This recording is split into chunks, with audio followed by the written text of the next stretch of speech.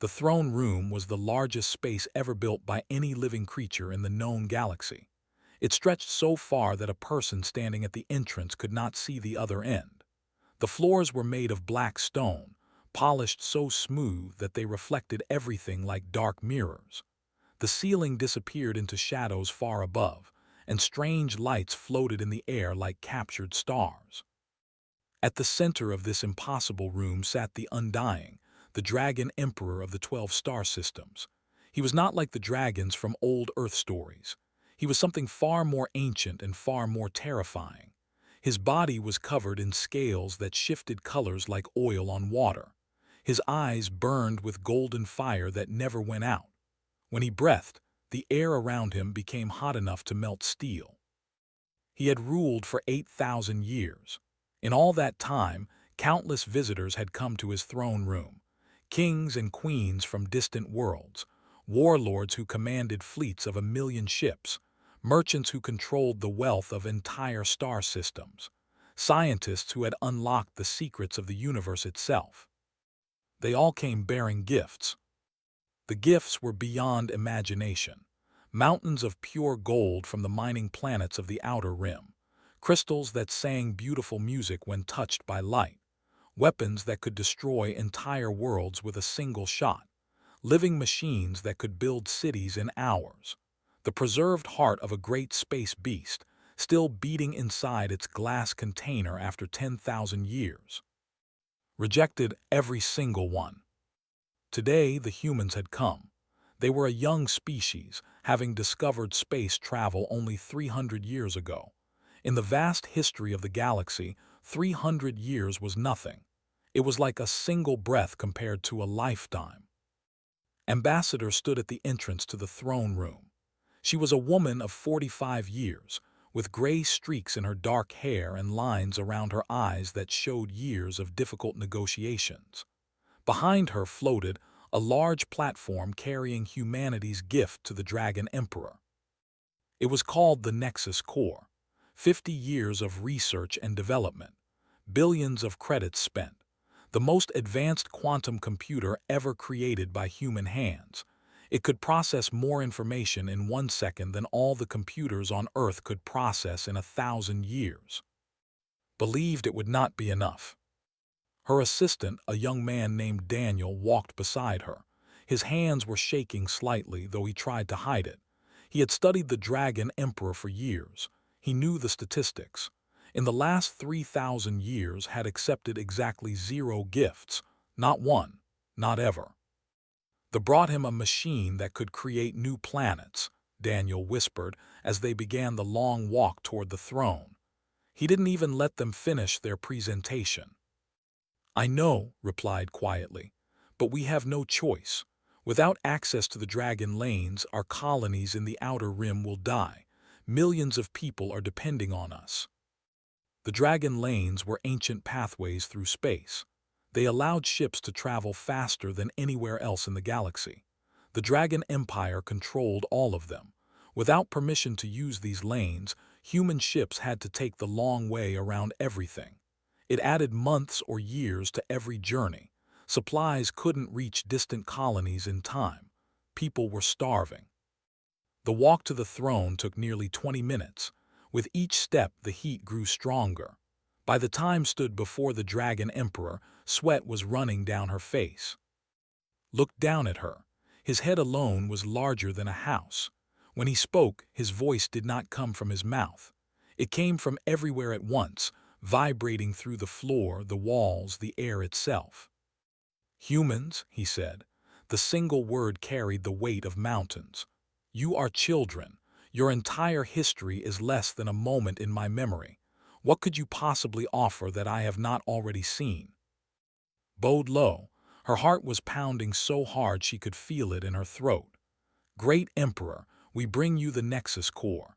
It is the most advanced computing device our species has ever created. With it, you could process the knowledge of 1,000 worlds in the time it takes to blink. She gestured to the platform behind her. The Nexus Core floated forward, its surface covered in lights that pulsed like a heartbeat. Did not even look at it.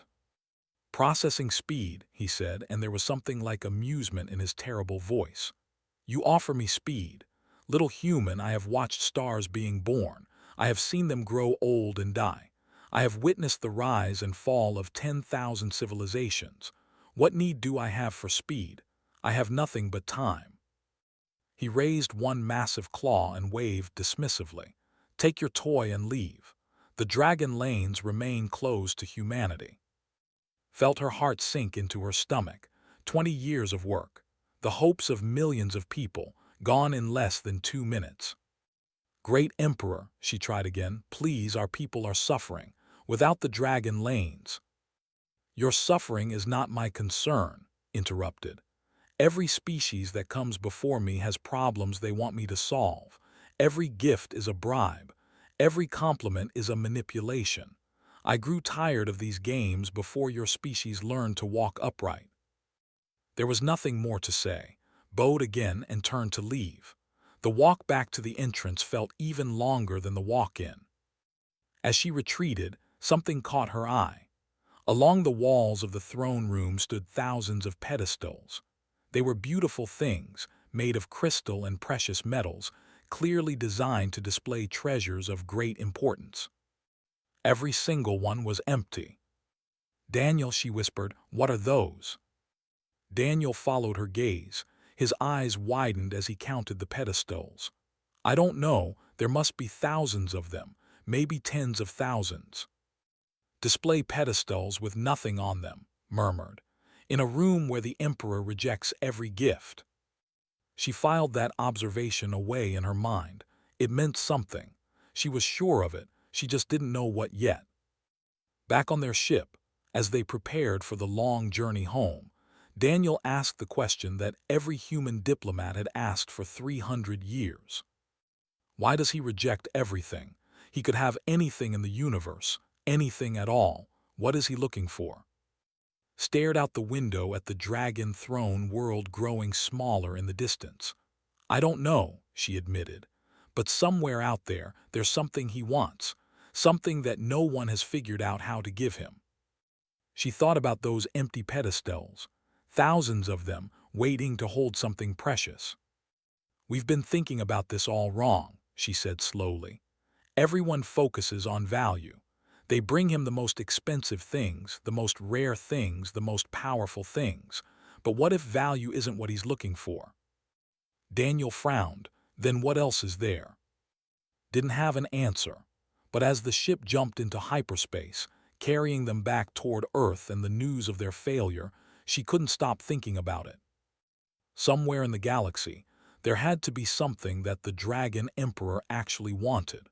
Something that 8,000 years of gifts had failed to provide. She just had no idea what it could be. The celestial station floated in orbit around the Dragon Throne world like a small moon made of metal and glass. It was enormous, home to over 50 million beings from hundreds of different species. Here, merchants sold goods from across the galaxy. Diplomats met to discuss treaties. Travelers rested before continuing their journeys through the dragon lanes. In a quiet corner of the station, far from the busy markets and grand embassies, there was a small building that most visitors never noticed. The sign above its door read, "Orphanage of Celestial Station." Inside, 37 children lived together. They came from different worlds and different species. Some were human, some were not. All of them had one thing in common: they had no families left. Maria Santos had run this orphanage for 15 years. She was a kind woman with silver-streaked hair and warm brown eyes that had seen too much sadness. Every child who came through her doors had a story of loss: parents killed in wars, families destroyed by accidents, whole colonies wiped out by disease or disaster. Maria loved each of these children as if they were her own. She couldn't give them back what they had lost, but she could give them safety and warmth, and the knowledge that someone cared about them. Among her children was a small human girl named Lucy. Lucy was 8 years old.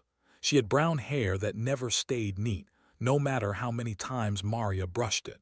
She had blue eyes that were too serious for someone so young, And she had a talent that Maria found remarkable.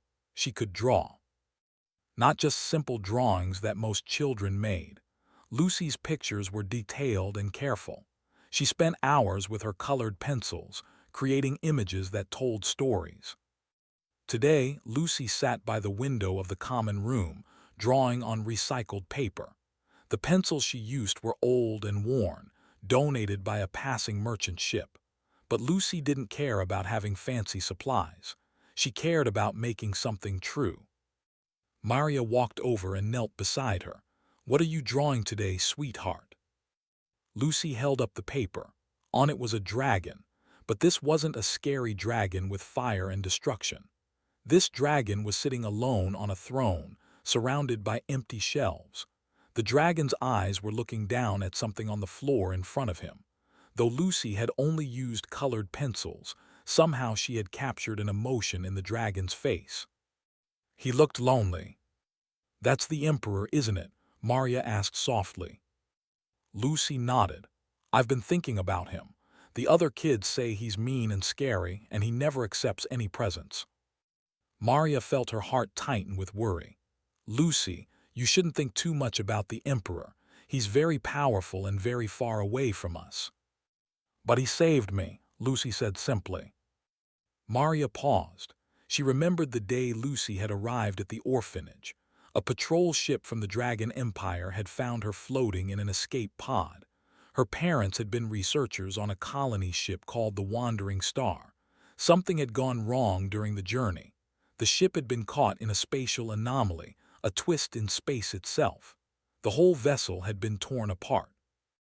Lucy had been the only survivor, just 5 years old, alone in a tiny escape pod drifting through the endless dark. The Dragon patrol ship had detected her life signs and rescued her. They had brought her to Celestial Station, to Maria's orphanage. "The patrol ships do that as part of their job," Maria explained gently. "They watch the Dragon lanes and help anyone in trouble." "But someone told them to do that job, right?" Lucy asked. "Someone made the patrol ships. Someone told them to save people." Maria couldn't argue with that logic. "I suppose so." "So the Emperor saved me. His ships, his orders." Lucy looked back at her drawing. "The other kids say that everyone brings him presents because they want things from him. Gold and jewels and machines and stuff. And he always says no." "That's true. But nobody ever says thank you." Lucy's voice was quiet but certain. "Everyone wants to give him things so he'll give them things back. That's not really giving. That's trading." Maria felt something catch in her throat. In all her years, in all the discussions about the Dragon Emperor and his strange rejection of gifts, she had never heard anyone say something like that. "Has anyone ever just thanked him," Lucy continued, "for the patrol ships, for saving people like me, without wanting something back?" Maria thought about it. She thought about all the news reports, all the diplomatic missions, all the elaborate gift-giving ceremonies. Every single one had been about trade agreements, military alliances, political favors. "I don't think so," she admitted. "I don't think anyone has." Lucy was quiet for a moment. Then she picked up a fresh piece of paper and began to fold it in half. "What are you doing?" Maria asked. "I'm making a card," Lucy said. "A thank you card for the Emperor." Maria almost laughed. The idea was so impossible that it seemed like a joke. But Lucy wasn't joking. Her face was completely serious as she began to draw on the front of the folded paper. "Lucy, sweetheart, we can't just send a card to the Dragon Emperor. He's the most powerful being in the galaxy. Important people with entire fleets of ships and mountains of treasure can't even get him to look at their gifts." "But a thank you card isn't a gift," Lucy said, not looking up from her drawing.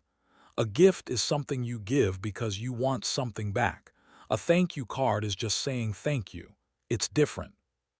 Maria didn't know how to respond to that. The child's logic was so simple, and yet somehow it felt profound. Over the next few days, Lucy worked on her card. She drew carefully on the front, showing a dragon surrounded by empty shelves. Inside, she wrote a message in her best handwriting. It took her 3 tries to get it right without any spelling mistakes. "Dear Dragon Emperor," the card read, "thank you for saving me. When my ship broke and my mommy and daddy went to sleep forever, your dragons came and found me and brought me somewhere safe. I know everyone wants to give you things because they want things back, but I don't want anything. I just wanted to say thank you. Your friend, if you want, Lucy, age 8. Beneath the message, she drew a picture of a small girl with brown hair holding hands with a dragon. When the card was finished, Lucy brought it to Maria. "Can we send it?" she asked. Maria looked at the card. It was simple. It was honest. It was completely genuine, and it asked for absolutely nothing in return. She thought about saying no. She thought about explaining all the reasons why this was impossible, why it would never work, why they shouldn't waste their time. But then she looked at Lucy's hopeful face, and she found that she couldn't say those things. "Let me see what I can do," Maria said. It took 3 weeks. Maria called in every favor she had. She contacted old friends who worked in the diplomatic service. She wrote letters to officials she had never met. Most people laughed at her request. A few hung up on her. But somehow, through a series of small miracles that Maria would never fully understand, the card was delivered to the Celestial Palace. A clerk placed it in the pile of petitions that would be presented to the Emperor. It was so small compared to everything else. Just a folded piece of recycled paper with a child's drawing on the front and a simple message inside. Maria didn't tell Lucy that the card had been delivered. She didn't want to get the girl's hopes up. The Emperor had rejected gifts worth more than entire planets. What chance did a hand-drawn card have? But deep in her heart, Maria wondered, what if Lucy was right? What if all those kings and merchants and diplomats had been missing something obvious? What if all the Dragon Emperor really wanted was for someone to say thank you? Had not moved from his throne in 300 years. He did not need to move. He did not need to eat or drink or sleep. He was beyond such simple needs. He simply sat and watched and waited, though even he had forgotten what he was waiting for. Each day petitioners came before him. Each day they brought their gifts. Each day he rejected them.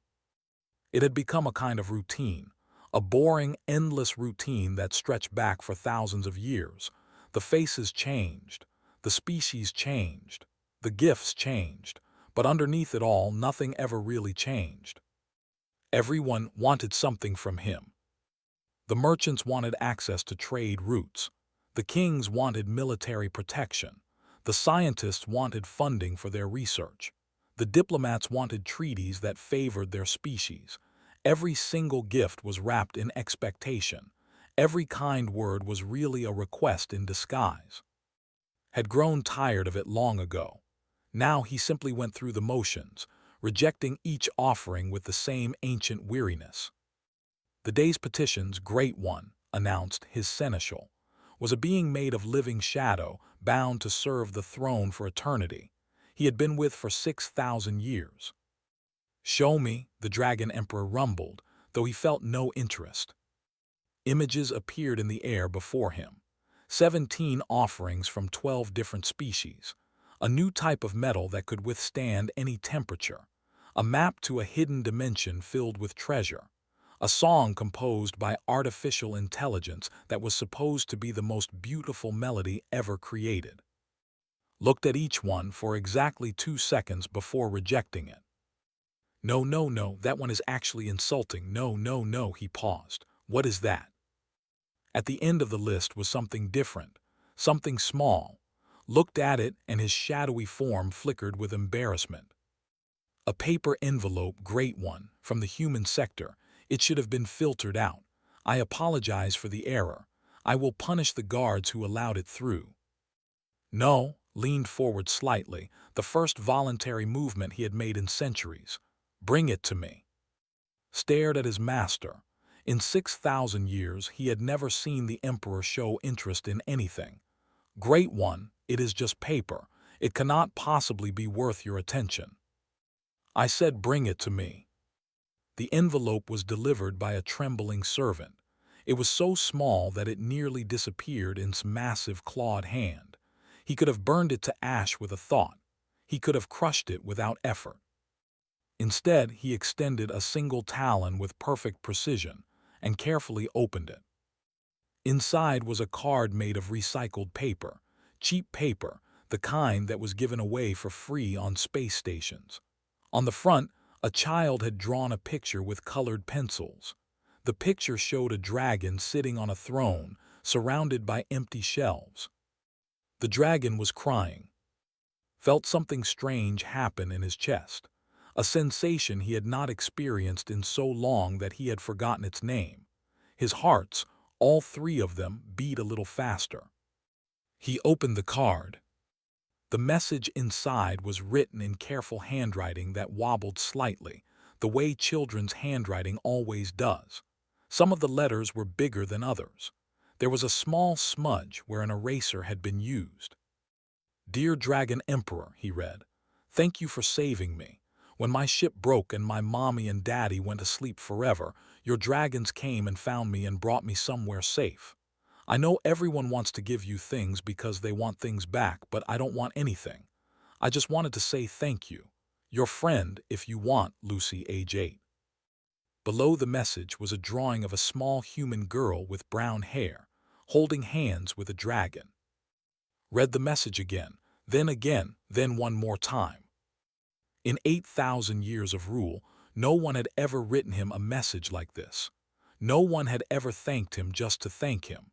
No one had ever offered friendship without expecting something in return. The feeling in his chest grew stronger. It was painful, but in a good way, like blood flowing back into a limb that had been numb for too long. His voice sounded strange even to his own ears, softer, less certain. "Find this child, bring her to me." The shadow seneschal hesitated. "As a prisoner, great one." No, looked at the card again, at the drawing of the crying dragon, at the small girl offering her hand. "As a guest." "Great one, I don't understand. It is just a piece of paper. It has no value at all." "You are wrong." The Dragon Emperor rose from his throne. The movement caused the entire palace to shake. Servants who had worked in the throne room their entire lives had never seen the emperor stand. Some of them fainted from shock. "This piece of paper," said, holding the card as gently as if it were made of butterfly wings, "is the most valuable thing I have received in 3,000 years." He gestured with his free claw, and a pedestal rose from the floor at the center of the throne room. It was made of crystal and gold, designed to hold treasures of unimaginable worth. "Place the card upon it."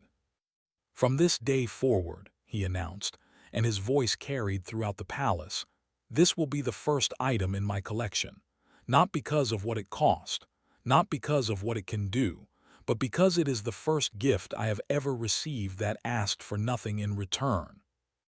News of what had happened spread across the galaxy faster than light itself. Within hours, everyone knew. The Dragon Emperor had accepted a gift. After 3,000 years of rejecting everything, he had finally said yes. And the gift was a hand-drawn card from a human orphan. The reaction was confusion at first, then disbelief, then something like anger. Species that had spent centuries trying to buy the emperor's favor demanded explanations. How could a worthless piece of paper succeed where mountains of treasure had failed? But did not care about their confusion or their anger. For the first time he felt something that he had thought was lost forever. He felt hope. Somewhere in this vast, cold universe, there was a child who had seen a picture of him and instead of seeing a monster or a king to be bribed, had seen someone who was lonely, someone who needed a friend. That child had reached out across the endless dark and offered something that all the wealth in the galaxy could not buy. Simple, honest gratitude. Looked at the card on its pedestal. He looked at the drawing of the small girl holding hands with a dragon. "Lucy," he said her name aloud, tasting the syllables. "Age 8. He had lived for 8,000 years. He had seen the birth and death of stars. He had witnessed the rise and fall of civilizations without number. But he had never had a friend.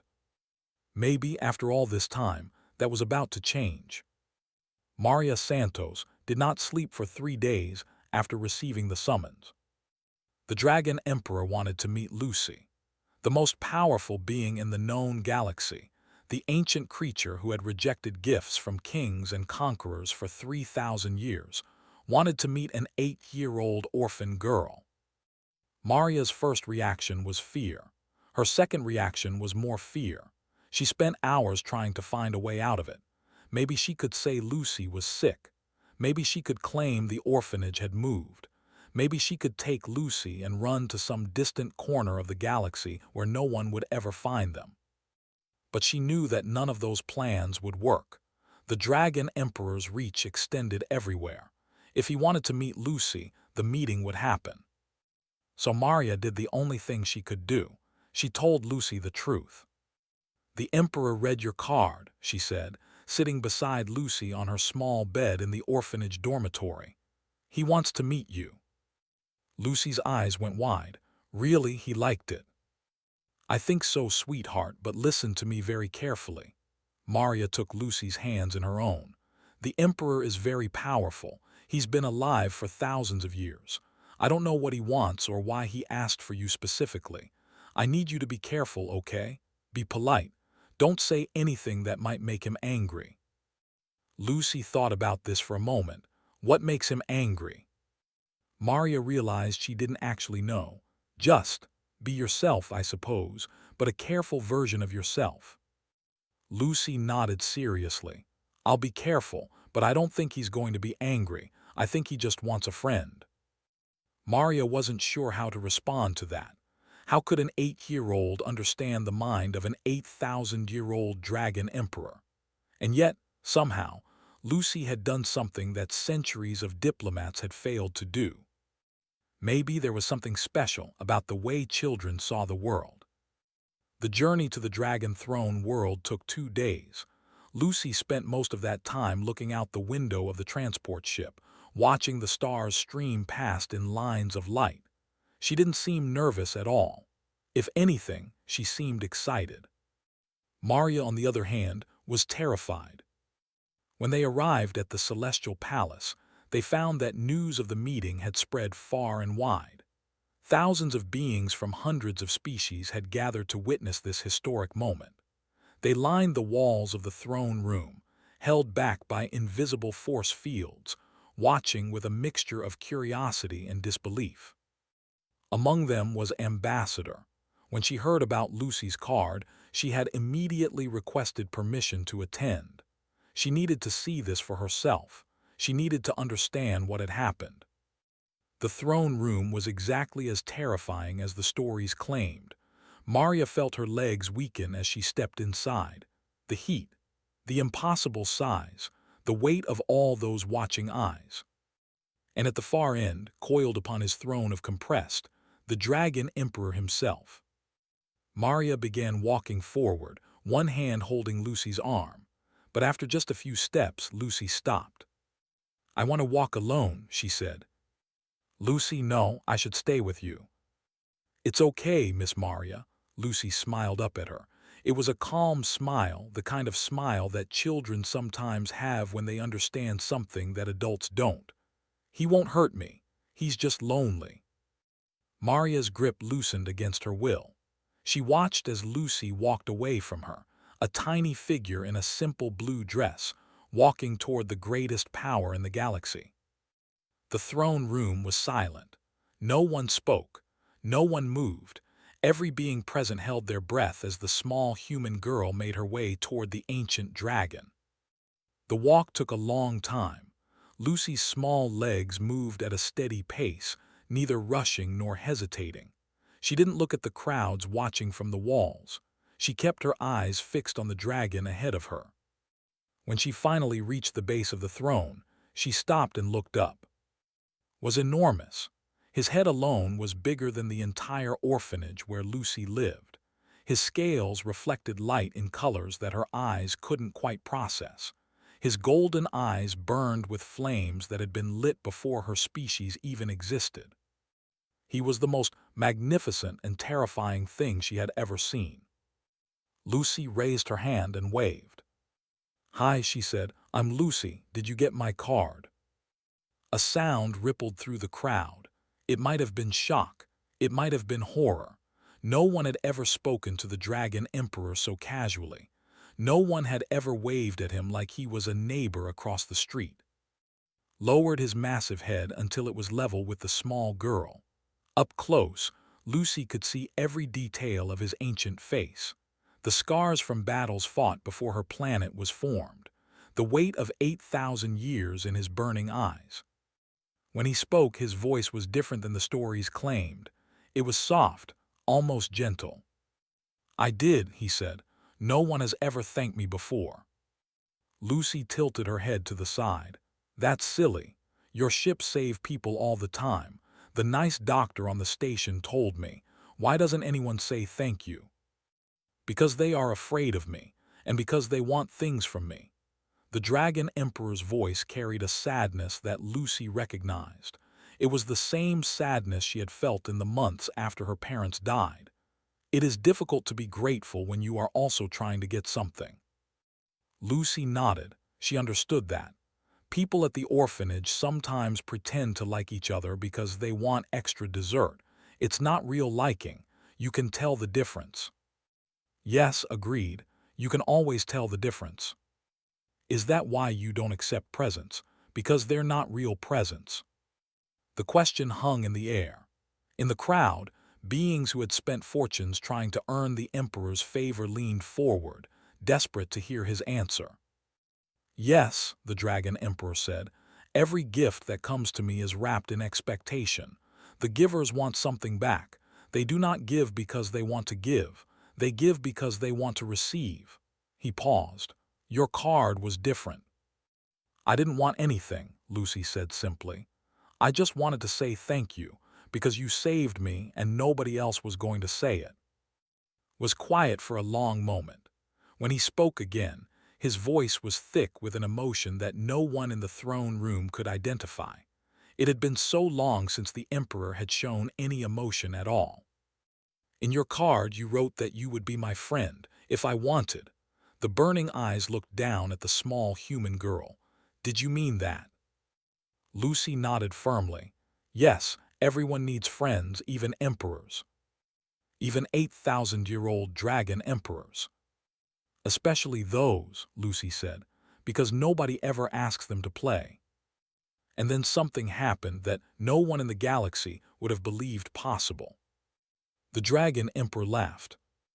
It was a deep, rumbling sound that shook the walls of the throne room.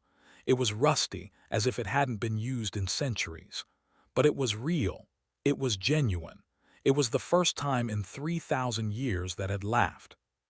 "Lucy," he said, and there was warmth in his terrible voice, "I accept your offer of friendship, and in return I would like to give your species a gift, not because you asked for it, not because you expect it, but because your kindness deserves to be rewarded." He raised his head and addressed the crowd. "The Dragon Lanes are now open to humanity. Let all beings know that this treaty was not won by treasure or threats. It was won by a child who simply said thank you." The crowd erupted in noise, cheers, gasps, shouts of disbelief. Ambassador felt tears streaming down her face, though she wasn't sure if they were tears of relief or joy or simple, overwhelming emotion. But Lucy wasn't paying attention to any of that. She was looking up at the Dragon Emperor with a serious expression on her face. "Does that mean we're friends now?" she asked. Looked down at her. For 8,000 years he had been alone, feared, powerful beyond measure, but never loved, never befriended, never approached by anyone who didn't want something from him. Until now. "Yes," he said, "I believe it does." Lucy smiled. "Good. Then can I come visit sometime? I could bring more cards, and maybe you could teach me about the stars." The Dragon Emperor, who had never had a friend in his impossibly long life, felt something warm bloom in his ancient chest. "I would like that very much," he said. And in that moment, in the most unlikely place in the entire universe, a friendship was born. 20 years passed. The galaxy changed in ways that no one could have predicted. The opening of the Dragon Lanes to humanity had transformed a scattered collection of struggling colonies into a thriving civilization. Ships that once took months to reach distant stars now arrived in days. Supplies flowed freely. Communication became instant. Humanity prospered as never before. But the bigger change was quieter. It happened slowly, over years, in the throne room of the Celestial Palace. Lucy came to visit the Dragon Emperor once every month. At first, when she was still young, Maria Santos came with her. But as Lucy grew older, she made the journey alone. It became as natural as visiting a beloved grandparent. The visits were not formal or ceremonial. They were simply two friends spending time together. When Lucy was 10, she taught how to play card games. The Dragon Emperor had to create a smaller version of himself, merely the size of a horse rather than a mountain, so that he could hold the cards. He complained that the rules were confusing and arbitrary. Lucy told him that was what made it fun. He pretended to be annoyed, but she could tell he enjoyed it. When Lucy was 13, she started bringing books. She would sit on a floating platform beside the throne and read aloud for hours. Stories about humans, mostly. Adventures and romances and mysteries. Had never cared about such small, brief tales before, but hearing them through Lucy's voice made them seem important somehow. When Lucy was 16, she asked him about the stars. He told her things that no human had ever known. The secret histories of civilizations that had risen and fallen before humanity existed, the true nature of space and time, the ancient wars that had shaped the galaxy. She listened to everything, asked endless questions, and never once seemed afraid of him. Over the years, the throne room changed. The empty pedestals that had stood bare began to fill, but not with gold or jewels or powerful machines. They filled with cards, drawings, letters from children across the galaxy who had heard Lucy's story and wanted to send their own thank you notes to the Dragon Emperor. Accepted them all. Word spread. Other species began to wonder if they had been doing everything wrong. For thousands of years, they had tried to buy the Emperor's favor with expensive gifts. Now they saw that a simple thank you card held more value in his eyes than all the treasure in the universe. Some species tried to copy what Lucy had done. They hired experts to design perfect thank you notes. They had psychologists craft messages that seemed genuine. They sent these carefully manufactured cards to the Dragon Emperor, hoping to win his favor. He rejected every single one. "They still don't understand," he told Lucy during one of her visits. She was 18 now, almost an adult. "They think the form of the gift matters, the words, the paper, but that's not it at all." "What is it then?" Lucy asked. "Intention." The Dragon Emperor's eyes burned with ancient wisdom. "Your card worked because you truly wanted nothing in return. You wrote it because you felt grateful and wanted to express that gratitude. These other cards are still just transactions wearing costumes.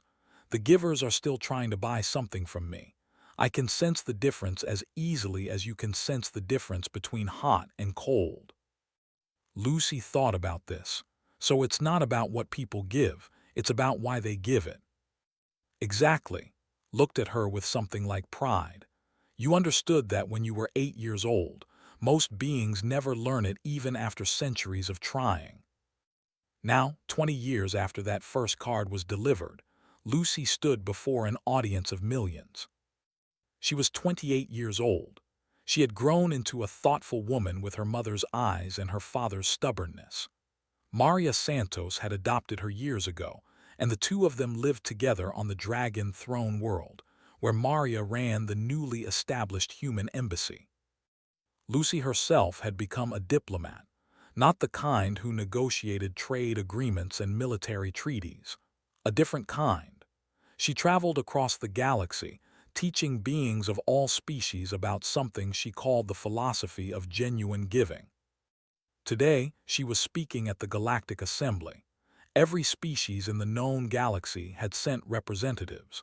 Billions of beings watched the broadcast from their home worlds.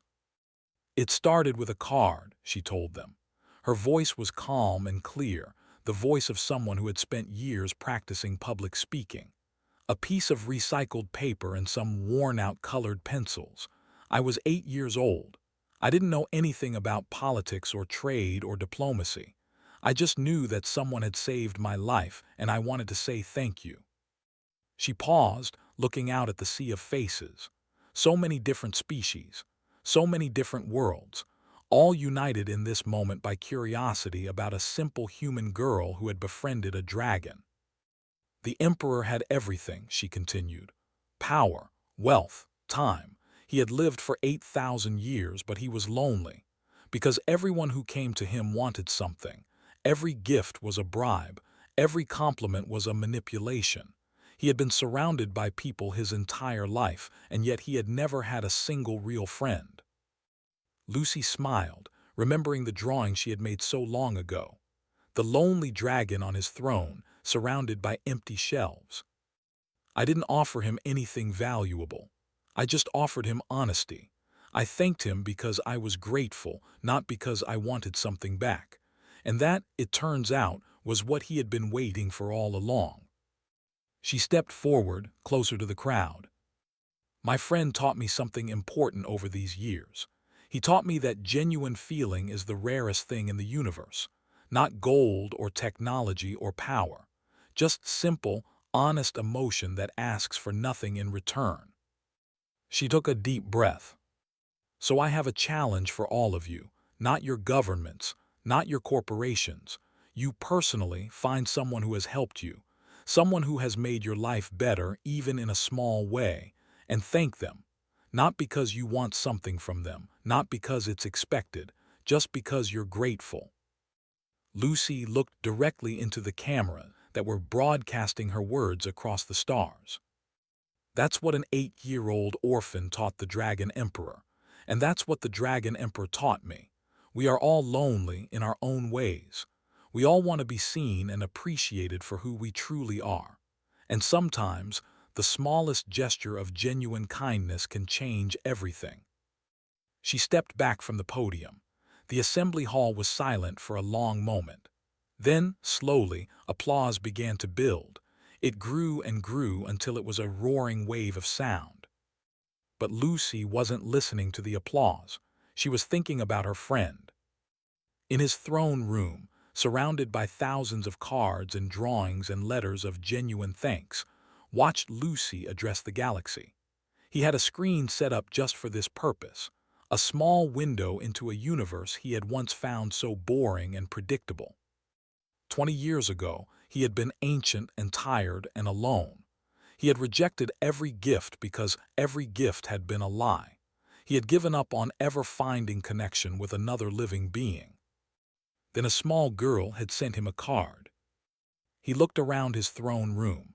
The pedestals were filled now, not with treasures or weapons or machines, with thank you notes, with children's drawings, with letters from beings across the galaxy who had learned at last what it truly meant to give. Picked up a pen. It looked tiny in his clawed hand like a splinter of wood, but he had learned to write with it over the years. Lucy had taught him. He pulled a piece of paper toward him and began to write. Dear Lucy, the letter began, thank you for being my friend. For 20 years, you have visited me without wanting anything except my company. You have taught me card games and brought me books and asked me questions about the stars. You have shown me that the universe is not as cold and empty as I once believed. He paused, thinking about how to express what he felt. Before you, I had everything except the one thing that matters. Now I have very little of value by most standards, but I have something precious beyond measure. I have a friend. He signed the letter carefully, then folded it and placed it in an envelope. Tomorrow, Lucy would receive it. She would probably laugh and then cry and then come to visit him so they could talk about it in person. That was what friends did. looked at the card on its pedestal of honor, the first thank you note he had ever received. The paper was old now, yellowed despite all his efforts to preserve it. The colors had faded slightly, but it was still the most precious thing he owned. He had waited 8,000 years for someone to see him as more than a source of power or favor. 8,000 years for someone to simply say thank you. In the end, it had been a child with colored pencils and recycled paper who had finally reached him. And that thought was exactly how it should be, because children understood something that adults often forgot. They understood that the best gifts cost nothing at all, except the courage to be genuine. He settled back on his throne, content in a way he had never been before. Outside, the stars wheeled through the endless dark, as they had for billions of years. Empires rose and fell. Species evolved and vanished. The universe continued its ancient dance of creation and destruction. But in one small corner of that vast cosmos, a dragon and a human had built something that would last longer than any of it. They had built a friendship. And that made all the difference.